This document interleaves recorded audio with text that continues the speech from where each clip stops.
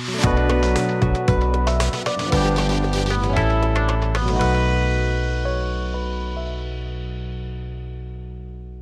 ইকুয়েশনের এই প্রবলেমটা জেইমেন 2024 এসেছিল। দেখো কি বলেছে, যে alpha beta are the roots of x square minus X minus 1 equals to 0, Sn equals to 2023 alpha to the power n plus beta to the power 2024 beta to the power n। তাহলে এই চারটে অপশনের মধ্যে কোন অপশনটা correct হবে, right?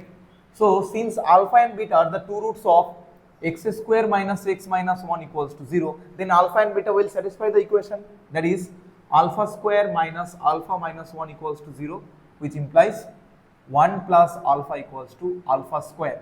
Similarly 1 plus beta equals to beta square. এই দুটো রিলেশন আমাদের পরে কাজে লাগবে, আগে থেকে আমরা এটা বের করে নিলাম।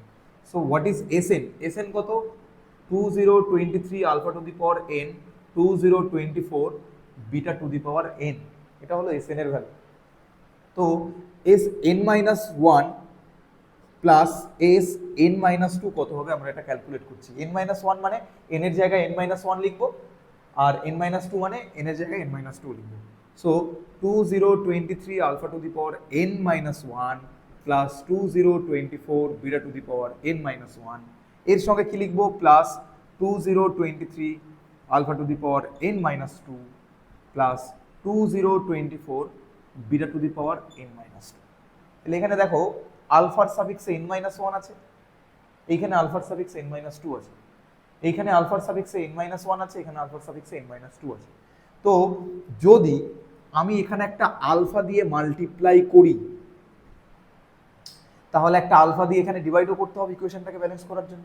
আলফা দিয়ে ডিভাইড করা মানে বোঝায় আলফা টু দি পাওয়ার -1, আর according to the law of indices কোনো কিছুর পাওয়ার ডিভাইডে থাকলে পাওয়ারটা মাইনাস হয়ে যায়। তার মানে যদি আমি এখানে একটা বাই ফোর্সফুলি আলফা দিয়ে মাল্টিপ্লাই করি, এখানে হবে আলফা টু দি পাওয়ার -2।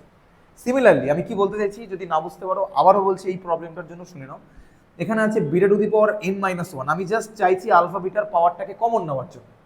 এখানে আছে beta to the power n-1, যদি আমি এটাকে একটা জোরপূর্বক বিটা দিয়ে মাল্টিপ্লাই করি, if we multiply it by beta, then we must divide by beta. Beta দিয়ে ডিভাইড করা মানে কি? বিটা টু দি পাওয়ার -1, সেই বিটার পাওয়ারটা এখানে অ্যাড হয়ে গিয়ে -2 হয়ে যাবে। এবার দেখো দুটোর পাওয়ার সেম হয়ে গেছে।